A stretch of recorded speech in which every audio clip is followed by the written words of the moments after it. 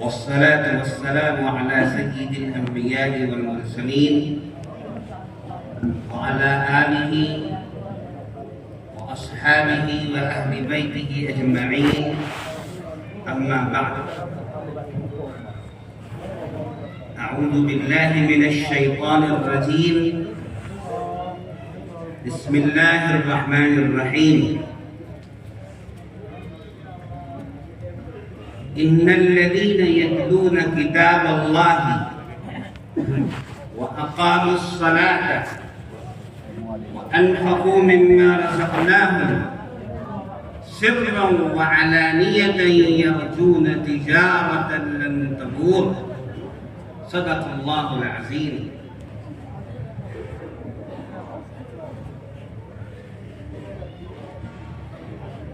میرے بے انتہا کرم فرما حضرت امیر صاحب کا حکم اور دیگر علماء کرام بزرگان دین آج جو مجھ کو بتلایا گیا کہ ہم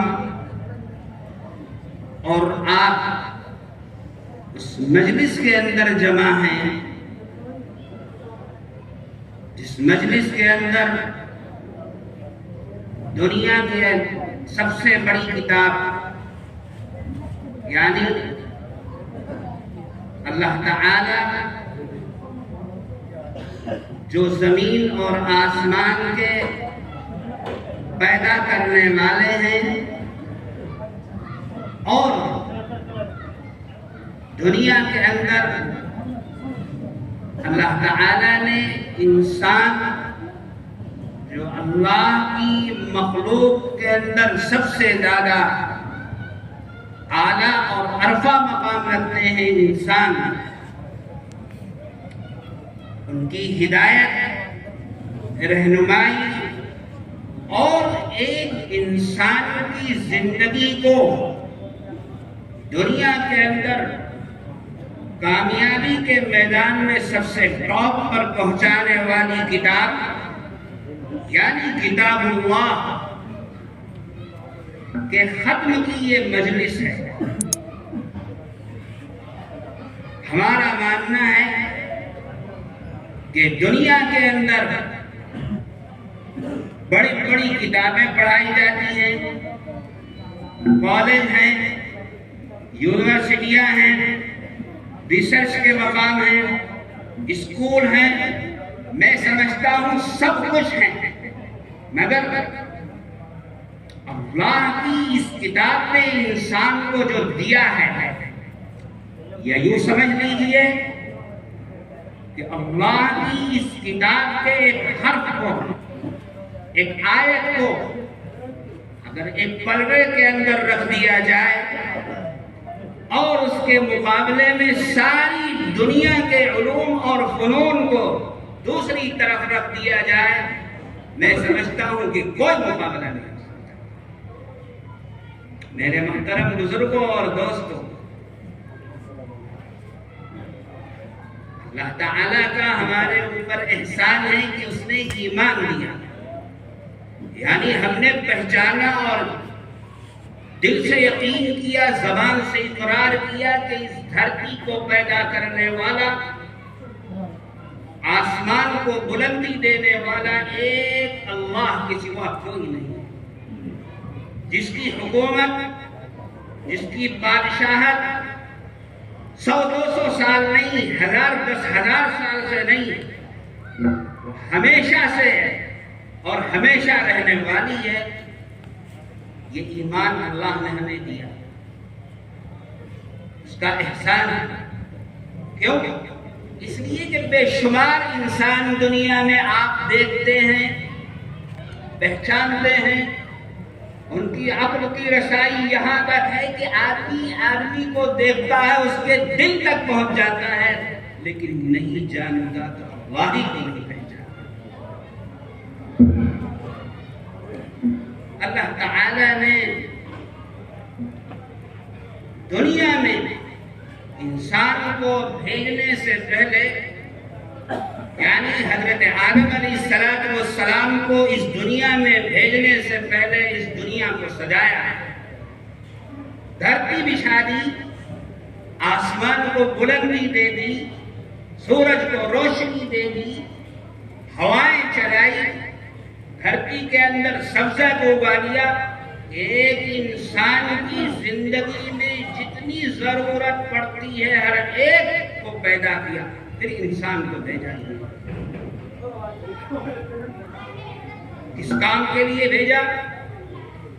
یا ایھا الناس اتقوا ربکم۔ حضرت آدم علیہ السلام اس دنیا کے اندر تشریف لائے اور دن اور رات صرف ایک کام، ایک مقصد، اپنے اللہ کو کس طرح سے راضی کر لے، وہ خوش ہے، زندگی کا مسئلہ حل ہے۔ اپنی زندگی میں خود اپنے لیے بھی کیا اور آپ سے جو نسل چلی ہر ایک کو ایک ہی سبق سکھایا کہ ایک اللہ کی عبادت کرو، اسی کے لیے اپنی جان کو اسی کے سپرد کرو۔ یہ سلسلہ آپ سے شروع ہوا اور شروع ہونے کے بعد چونکہ دنیا ایک رہ گزر ہے، چلے جانے کی جگہ ہے، ہر آدمی جو اس دنیا کے اندر آ رہا ہے، کیسے ہی کیوں نہ ہو، کتنا طاقتور ہو، امیر ہو، فقیر ہو، ہر ایک اپنی ذمہ داری، اپنی زندگی کے دن کو گن کر کے اس دنیا سے چلا جاتا ہے۔ انبیاء بھی ایک سلسلہ ہے، اس کے بعد سے لے کر انبیاء دنیا میں تشریف لائے، بیک وقت بستی بستی، قریہ قریہ، شہر شہر آئے، اور ہر نبی کا ایک ہی پیغام کہ اے انسان، اس دنیا میں اگر تو صلاح اور فلاح چاہتا ہے، اگر تو عقل مند انسان ہے تو اپنے اللہ کو راضی کر کے مر جا، ورنہ برباد ہے، ہمیشہ کے لیے ہلاک ہے۔ ہر نبی کی تعلیم۔ حضرت موسیٰ علیہ السلام تشریف لائے، آپ نے بھی یہی سبق دیا، اور اس کے بعد سے 300 400 500 600 سال تک اللہ نے کسی نبی کو نہیں بھیجا۔ جو تعلیم آپ نے دی تھی، جو سبق سکھایا تھا، انسانیت، آپسی پریم اور بھائی چارہ، خدا کی عبادت، اس کے بندوں کی خدمت، آپ دنیا سے چلے گئے، آہستہ آہستہ آہستہ آپ کی تعلیم کو بھلا دیا۔ لوگ ایک اللہ کو چھوڑ کر دو کی جگہ تین کی جگہ 4 اور سینکڑوں اور ہزاروں خداؤں کی عبادت اور پرستش کرنے لگے۔ اللہ کا گھر بیت اللہ، جہاں سے ہر زمانے کے اندر ایک اللہ کی عبادت کا چرچا تھا، نام تھا، اور ساری دنیا کے اندر اللہ کی وحدانیت کی نام کی آواز گونجتی تھی۔ اللہ کے گھر کے اندر 360 بت رکھ دیے گئے۔ کیا مطلب؟ وہ لوگ اپنے نبی کی تعلیم سے اتنے دور ہو گئے، حق اور انصاف سے اتنے دور ہو گئے کہ اپنے دل کو، اپنے دماغ کو امام بنا کر بدھ کی پوجا شروع۔ ہر دن ایک کی پوجا ہوتی تھی، بارش کی ضرورت ہے تو اس کی ہوگی، دولت کی ضرورت ہے تو اس کی ہوگی، عزت کی ضرورت ہوگی اس کی پوجا ہوگی۔ ان حالات کے اندر جب عرب کی دھرتی کے اوپر یہ حالات تھے، میرے محترم بزرگوں اور دوستوں، کفر اور شرک سے یہ بستی بھری ہوئی تھی۔ شراب، جوا، مار پیٹ، قتل و غارت، ایک ہر طاقتور کمزور کی کمر کو توڑ کر کے اس کے لہو کو پی لیتا تھا اور اس کے اندر کوئی عیب نہیں سمجھتا تھا۔ ان حالات میں اللہ تعالی نے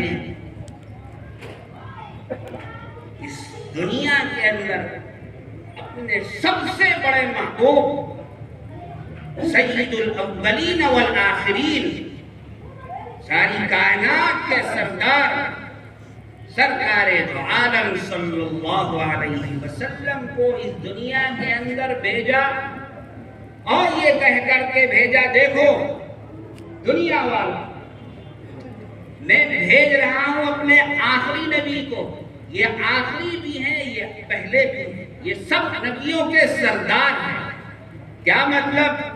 یہ آخری وہ نبی ہیں، اس سے پہلے جتنے نبی اپنی کتاب لے کر کے آئے، جو تعلیم لے کر کے آئے، ان کی جو زندگی تھی، جو جتنی خصوصیات تھی، جتنے کمالات تھے، تمام کے تمام میں نے اپنے آخری نبی حضرت محمد صلی اللہ علیہ وسلم کو عطا کیا۔ آپ دنیا میں آئے اور آنے کے بعد انہی لوگوں کے ساتھ اٹھتے تھے، بیٹھتے تھے جو بت کی پوجا کرتے تھے، شرک کرتے تھے، بدعت کرتے تھے، جھگڑتے تھے۔ تقریباً 10، 20، 30، 40 برس تک ان کے ساتھ رہے۔ سارے عالم کے لوگوں نے دیکھا کہ یہ انسان، کبھی ان کی زبان سے میں نے جھوٹ نہیں سنا، کبھی ان کی زبان سے کسی کو گالی نہیں دی، کبھی کسی کو دھوکہ نہیں دیا، کبھی کسی پر ظلم نہیں کیا۔ ہر انسان کے ساتھ ان کے معاملات نہایت شاندار، شریف ترین انسان ہیں۔ سارے عرب کے اندر آپ کے نام کا چرچا ہے، آپ کی شناخت کا چرچا ہے۔ لیکن عجیب بات یہ ہوئی کہ جب تقریباً 40 برس کی آپ کی زندگی ہو گئی، اللہ تعالیٰ نے آپ کو بلایا کہ آپ آئیے، اور آپ کو بلا کر کے نبوت عطا کی۔ گویا کہ وہ ذمہ داری تھی جو سب سے پہلے حضرت آدم علیہ السلام کو دی تھی کہ ایک اللہ کی عبادت کی بات کرو، ساری دنیا میں اس بات کا اعلان کرو۔ آپ وہاں سے آئے، نبوت مل گئی، اور اللہ کا قرآن اقرأ بسم ربک الذی خلق نازل ہوئی، اور آپ دنیا کے اندر میدان میں آ گئے۔ اور صبح کا وقت ہے، بازار لگا ہوا ہے، کوئی دکان پر ہے، کوئی فیکٹری کے اندر ہے، کوئی اپنے کام کے اندر مصروف ہے۔ انہی بازاروں کے اندر سے گزرتا ہوا ایک انسان آگے بڑھتا ہے، وہ اعلان کرتا ہے، یا ایھا الناس قولوا لا الہ الا اللہ محمد رسول اللہ۔ یہ آواز ایک عجیب آواز تھی، جنہوں نے کبھی پہلے سنی نہیں تھی، ان کے باپ دادا نے کبھی سنی نہیں تھی۔ وہ تو سر سے پیر تک مست تھے، سرشار تھے، بدھ کی عبادت، شرک کفر کے اندر۔ ایک نے یہ آواز سنی، دو نے آواز سنی، تین نے آواز سنی کہ بھئی یہ کون آدمی ہے؟ کہ بھئی یہ وہی آدمی ہے جو روزانہ ہم سے ملتا، آج کیا کہہ رہے ہیں؟ بس رہا نہیں گیا، ایک انسان نے مٹی اٹھائی اور منہ پر زور سے مار دیا۔ ہمارے آقا علیہ السلام نے گرد کو جھاڑ دیا، ایک دائیں نہیں دیکھا، بائیں نہیں دیکھا، قدم آگے بڑھا دیا۔ پھر آواز لگائی، یا ایھا الناس قولوا لا الہ الا اللہ۔ دوسرے نے یہ آواز سنی، اٹھایا پتھر، زور سے آپ کو مارا۔ نہیں دیکھا. اور آگے بڑھتے چلے گئے. ایک انسان نہایت لہیم شہیم قداور عمر میں کافی بڑا، اس نے اٹھایا ایک اینٹ کو، پتھر کو، اور سخت ترین پتھر مارا. آقا صلی اللہ علیہ وسلم کے جسم اطہر سے خون کی ایک دھار بہی. کسی نے پوچھا ارے بھائی یہ اس انسان کو کیوں مار رہا ہے؟ کیا قصور کیا ہے انہوں نے؟ کیا جرم ہے ان کا؟ اور مارنے والا کون ہے؟ کسی نے بتایا یہ تو ان کے چچا ابو لہب ہیں، جنہوں نے ان کی پیدائش کے موقع پر ساری دنیا کے اندر خوشی کا اعلان کیا تھا. آج وہی چچا آپ کے جسم اطہر کو لہو لہان کر رہا ہے. کیا قصور ہے؟ قصور اور جرم اتنا ہے صرف کہ وہ ایک اللہ کی عبادت کی بات کرتے تھے. وہ جانتے تھے کہ جس طرف تم چل رہے ہو اور تم سب جا رہے ہو، یہ تمہیں آگ کی طرف لے کے جا رہی ہے. یہ راستہ تمہیں ہلاک و برباد کر دے گا. اس بربادی سے بچا کر اللہ کی رحمت کی طرف وہ لے جانا چاہتے تھے. اور تو کوئی چیز نہیں. میرے محترم بزرگوں اور دوستوں، اللہ تعالیٰ نے جس دن سے یہ قرآن کریم کی پہلی آیت نازل ہوئی، آپ میدان میں نکلے اور نکل کر کے جہاں تک جا سکتے تھے گئے. اپنے گھر والوں کے پاس گئے، اپنے رشتہ داروں کے پاس گئے، پڑوسیوں میں گئے، غریبوں میں گئے، یتیموں میں گئے، فقیروں کے پاس گئے، شاہوں کے پاس گئے. قطع نظر اس سے کون سنتا ہے کون نہیں سنتا، ہر ایک کو اللہ کی دین کی دعوت دینی. یہ ہے 10 برس تقریباً گزر گئے مکہ مکرمہ کے اندر. وہی لوگ جنہوں نے اپنی آنکھ کا تارا آپ کو بنایا تھا، آپ سے بے پناہ محبت رکھتے تھے، صرف ایک قصور کی، ایک اللہ کی عبادت کی بات آپ کیوں کرتے ہیں؟ مکے میں وہ ظلم کیا کہ ظلم کی انتہا کر دی. اللہ کا حکم ہو گیا کہ اب آپ چلے جائیے، مکہ مکرمہ چھوڑ دیجیے. آپ مدینہ منورہ چلے گئے. تقریباً 13 برس تک وہاں آپ نے اسی پیغام کو پہنچایا ہے.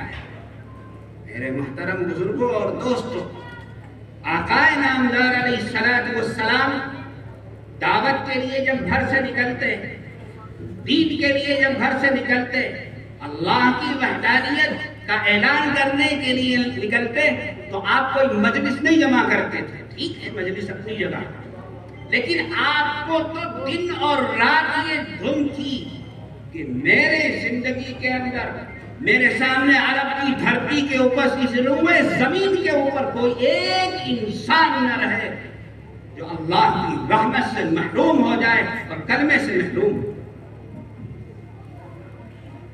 میرے محترم بزرگوں، آپ کی زندگی کیا تھا؟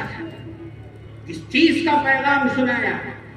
آپ کی شرافت، آپ کا لین دین، آپ کے معاملات، آپ کے گھر والوں کے ساتھ آپ کی زندگی، آپ کے پڑوسیوں کے ساتھ آپ کے معاملات، حتیٰ کہ وہ لوگ،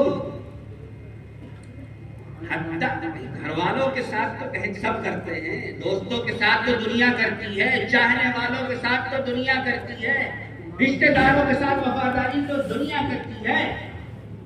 عام طور سے دیکھا جاتا ہے آقا نامدار علیہ الصلوۃ والسلام کی زندگی کے اندر کوئی اماں کا دال ثابت نہیں کر سکتا ہے کہ آپ نے اپنی مبارک زندگی کے اندر کسی کے ساتھ کوئی تفریق کی. سچ بولنا ہے تو ہر ایک کے ساتھ سچ ہے، وفاداری ہے ہر ایک کے ساتھ وفاداری ہے، انصاف ہے ہر ایک کے ساتھ انصاف ہے. حتیٰ کہ آپ یہ دیکھیے کہ آپ کے چچا جان ساری زندگی جب تک دنیا میں رہے آپ کے ساتھ رہے، چچا ایمان نہیں لائے، جب تک تھے چچا سے کہتے رہتے چچا جان ایک مرتبہ لا الہ الا اللہ محمد الرسول اللہ تو پڑھ دیجئے۔ چچا کہتے یہ کیسے ہو سکتا ہے، میری ناک بڑی ہے، میں فلاں قبیلے کا رہنے والا ہوں، سارے شہر کے لوگ تو مجھے بڑا کہتے ہیں، آج اگر تمہاری بات مانی کہیں کیسا آدمی اپنے دین کو چھوڑ دے۔ ناک کا مسئلہ تھا، نہیں مانی۔ حالانکہ اس کے باوجود بھی ہمارے آقا صلی اللہ علیہ وسلم کے معاملات چچا کے ساتھ اسی طرح سے تھے جسے چچا کا ہونا چاہیے، جو کفر اور شرک کی وجہ سے ایک رائی کے دانے کے برابر ان کی عزت میں، ان کے اکرام میں، ان کی خدمت میں، ان کی چاہت میں، ان کی محبت میں، ان کی صلاح و فلاح کے لیے کسی بھی میدان سے کوئی کمی نہیں تھی۔ یہی سبق نکلایا گیا۔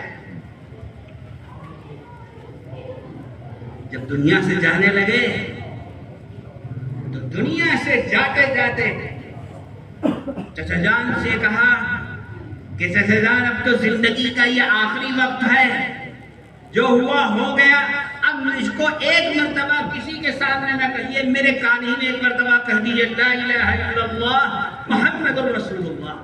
میں اپنے اللہ کے سامنے آپ کی شفاعت کے لیے جو کچھ کر سکتا ہوں کروں۔ مردود کھڑا تھا ابو جہل۔ ابو جہل نے کہا اچھا ساری زندگی تو تمہاری ناک نہیں کٹی تھی، آج تمہاری ناک کیوں کٹوانے جا رہے ہیں؟ تم کیسے اتنی بات مان رہے ہو؟ تو اپنا دین چھوڑ دو گے؟ کہا نہیں ایسا نہیں ہو سکتا، بس مر گئے۔ میرے محترم بزرگوں اور دوستوں، میں مختصر آپ کو یہ بتلانا چاہتا ہوں کہ اللہ تعالی نے ہمیں اس دنیا کی زندگی میں سب سے قیمتی دولت جو دی ہے، جس کا کوئی بدل، اگر میں یوں کہوں بلکہ حدیث سے یہ بات ثابت ہے کہ ایمان کو ایک پلڑے کے اندر رکھ دو، ایمان کی قیمت ایک پلڑے کے اندر رکھ دیجئے، دوسرے پلڑے کے اندر ایک انسان کو جب سے دنیا بنی جب تک قیامت نہ آ جائے تب تک کا بادشاہ دنیا کا بنا لیا جائے، میں کہوں گا ایمان نہیں ملا تو کچھ نہیں ملا، حقیقت ہے۔ دوسری چیز میں آپ کو بتلاؤں گا، دوسری چیز جناب رسول اللہ صلی اللہ علیہ وسلم کے امتی ہونے کا شرف جو ہم کو ملا ہے، ہم مر جائیں اور 100 بار مر جائیں لیکن آقا علیہ السلام کے احسانات اور آپ نے جو ہمیں دیا ہے، ہم زندگی کا ایک لمحہ بھی بدلا نہیں دے سکتے۔ کسی نبی کو دنیا کے اندر اپنے امتی سے اتنی محبت نہیں ہے جتنی محبت ہمارے آقا صلی اللہ علیہ وسلم کو آپ سے ہے، ہم سے ہے اور قیامت تک آنے والے ہر مومن سے۔ مختصر ایک واقعہ بتاتا ہوں میں آپ کو۔ آقا علیہ السلام کو اور ہر نبی کو اللہ نے دنیا میں بھیجا اور کہا دیکھو جب تمہیں کوئی بھی ضرورت، کسی بھی طرح کی کوئی پریشانی ہوگی، ایک نسخہ ہے، ایک دعا، ایک موقع ہے، جب تم مجھ سے مانگو گے میں فوراً تمہاری بات سنوں گا اور تمہاری حاجت پوری کروں گا۔ ہمارے آقا صلی اللہ علیہ وسلم فرماتے ہیں کہ دین کی راہ کے اندر ساری دنیا کے اندر سب نبیوں سے زیادہ جتنا مجھ کو ستایا گیا کسی نبی کو ان کے امتی نے اتنا نہیں ستایا۔ اس کے باوجود ہر نبی نے اس دعا کو اپنی دنیا ہی میں اپنے اللہ سے مانگا اور اللہ نے فوراً دے دیا۔ آقا علیہ السلام فرماتے ہیں میں نے اس دعا کو بچا کر رکھنا ہے، کل قیامت کے دن جب اس دھرتی سے لوگ اٹھیں گے بے سر و سامانی کے عالم میں، کوئی کسی کو پوچھنے والا ہی نہیں ہوگا، جس کے لیے آج جان دی جاتی وہ بھی نہیں دیکھے گا۔ اللہ کے نبی ہمارے آقا صلی اللہ علیہ وسلم سامنے آئیں گے اور ہمارے اور آپ کے لیے شفاعت کریں گے جنت کے دخول کی۔ کیا اس کا بدلہ کوئی دے سکتا ہے؟ میرے محترم بزرگوں، اللہ تعالی نے ہمیں ایک کتاب دی، وہ کتاب قرآن کریم۔ آقا نامدار علیہ الصلوۃ والسلام سید الاولین والآخرین ہیں، اور میں کہتا ہوں وہ کتاب آپ پڑھتے ہیں قرآن شریف، یہ کتاب سب کتابوں سے زیادہ، یعنی اس سے پہلے توریت ہے، زبور ہے، انجیل ہے، جتنی بھی کتابیں دنیا کے اندر اللہ نے ہر کتاب کو کے اندر جو کچھ بھی تعلیمات تھی سب کے سب قرآن کریم کے اندر موجود ہے۔ حضرت عائشہ صدیقہ رضی اللہ تعالی عنہا سے کسی نے پوچھا کہ آقا علیہ الصلوۃ والسلام کی مبارک زندگی ہے کیا؟ آپ کی نشست و برخاست کیا ہے؟ آپ کے معاملات کیا ہیں؟ آپ کا پہننا اوڑھنا کیسا ہے؟ آپ کی زبان کیسی ہے؟ آپ کا کردار کیسا ہے؟ آخر بتائیے آپ۔ حضرت عائشہ رضی اللہ تعالی عنہا نے فرمایا کہ خلقہ القرآن، اللہ نے اپنی کتاب قرآن شریف میں جو کچھ فرمایا ہے ساری کی ساری ہر چیز رسول اللہ صلی اللہ علیہ وسلم کی مبارک زندگی میں سب کچھ موجود ہے، مکمل قرآن آپ کی زندگی کے اندر موجود ہے۔ چنانچہ جس دن قرآن کی آخری آیت، بعض لوگ کہتے ہیں کہ اذا جاء نصر اللہ، بعض حضرات کہتے ہیں الیوم اکملت لکم دینکم، بہرحال دونوں کوئی آیت جب یہ نازل ہوئی اور صحابہ کو ہمارے آقا نے بتایا یہ آیت نازل، صحابہ سمجھ گئے کہ بس آپ جس مقصد کے لیے دنیا میں آئے تھے وہ مقصد پورا ہو گیا، یعنی قرآن پورا ہوا، دین پورا ہوا، اب دنیا سے آپ تشریف۔ میں مختصر یہ سبق دے رہا ہوں آپ کو کہ آج آپ تاریخ اٹھا کے دیکھیے، اتہاس اٹھا کے پڑھیے، سمجھیے کہ ہمارے آقا علیہ الصلوۃ والسلام دنیا سے جب تشریف لے جانے لگے تو آپ نے یہ فرمایا کہ دیکھو صحابہ، اور صحابہ وہ ہیں جو آپ کے دیوانے ہیں، آپ کے مستانے ہیں، آپ کے ایک اشارے پر اپنی جانوں کا نذرانہ پیش کر دینا، اپنے آپ کو قربان کر دینا اپنے لیے باعث سعادت سمجھتے ہیں۔ ایک واقعہ میں آپ کو بتاؤں، حضرت معاذ بن جبل رضی اللہ تعالی عنہ جب دین اسلام مکے کے اندر پھیل گیا تو آقا علیہ الصلوۃ والسلام نے حضرت معاذ ابن جبل کو یمن بھیجا کہ اب آپ جائیے یمن کے اندر، اپنا شہر چھوڑیے، اپنے گھر والوں کو چھوڑو، اپنے رشتہ داروں کو چھوڑو، یمن جائیے، یمن کے اندر دین کی ضرورت ہے، قرآن کی اشاعت اور حفاظت کی ضرورت ہے۔ تو آپ کو گھوڑے کے اوپر سوار تھے، آقا علیہ الصلوۃ والسلام جا رہے پیدل، اور جاتے جاتے آپ کو نصیحت کرتے ہوئے جاتے ہیں کہ دیکھو معاذ، جب تم یمن جاؤ گے تو یمن کے لوگوں کے ساتھ تمہارے معاملات کیسے ہونے چاہیے، وہاں تمہارے مخالف بھی ہوں گے، موافق بھی ہوں گے، مشرک بھی ہوں گے، دوست بھی ہوں گے، غیر بھی ہوں گے، اپنے ہوں گے، کس طرح سے تم دین کی دعوت دو گے۔ آپ نے ساری بات پہنچا دی، اور پہنچانے کے بعد شہر سے جب باہر نکلے تو معاذ رضی اللہ تعالیٰ سے فرمایا کہ دیکھو معاذ، اب جا رہے ہو تم، لیکن ایک بات یاد رکھنا یہ کہ دیکھو جب تم آئندہ واپس آؤ گے تو دیکھو مجھ سے ملاقات تمہاری نہیں ہوگی، اور ہو سکتا ہے تم میری قبر کے پاس سے گزرو۔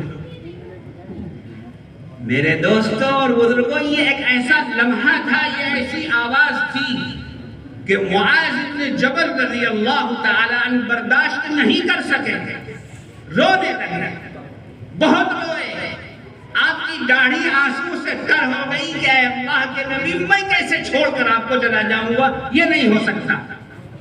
خاموش۔ جب دیکھا کہ آقا علیہ السلام نے کہ معاذ بے انتہا رو رہے ہیں، بے انتہا اثر ہے میری جدائی کا، تو آپ قریب آئے، اور قریب آنے کے بعد فرمایا کہ معاذ دیکھو، دنیا کے اندر کسی انسان کی انسان سے ملاقات، محبت، تعلق، الفت، دیکھو 10-20 سال کی چیز ہے، 10، 20، 50، 60، 70، 100 سال تک، اس سے زیادہ تو دنیا میں کوئی رہتا نہیں، سب جدائی تو ہر حال میں ہوگی۔ لیکن معاذ سنو، اگر تم یہ چاہتے ہو کہ تم جہاں رہو، جس جگہ رہو، اور دنیا کے اندر کوئی بھی امتی دنیا کے کسی کونے میں چلا جائے، اگر وہ چاہتا یہ ہے کہ نبی سے اس کی قربت ہو اور ایسی قربت ہو کہ کبھی وہ دور نہ ہو، تو تم کو میں ایک نسخہ بتا کے جاتا ہوں، ایک بات بتا کے جاتا ہوں، دیکھو تم اس کو اپنی زندگی میں اتار لو گے تو تم اس سے قریب نہیں، قریب تر رہو گے، اور اس طرح سے قریب رہو گے، پھر کبھی جدا نہ ہو گے۔ کیا کرو گے؟ آپ نے فرمایا کہ معاذ دنیا کے اندر تم تقوی کی زندگی گزارو۔ محترم بزرگوں اور دوستوں، آج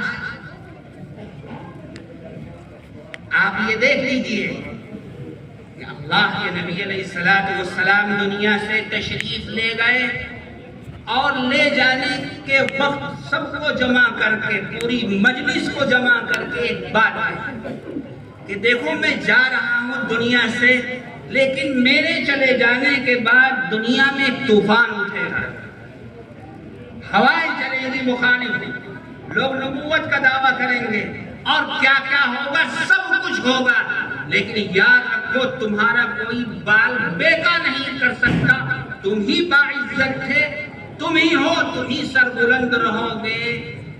دو کام تمہیں کرنا ہوگا۔ کیا چیز ہے؟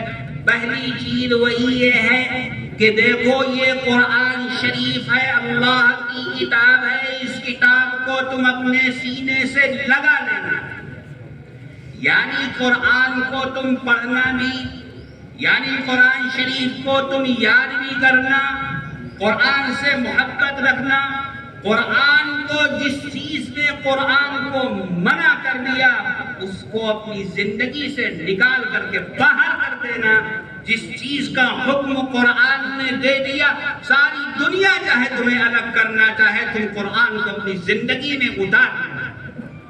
دوسری چیز یہ ہے، دیکھو میری سنت، میری زندگی وہ زندگی ہے، اس زندگی کو اپنی زندگی میں اتار لو گے، کچھ بھی ہو، کیسے بھی حالات ہو، سارے مخالف اور دشمن تمہارے سر کے اوپر آ جائیں گے، سب کچھ کریں گے، لیکن تم اپنی جگہ باقی رہو گے انشاءاللہ۔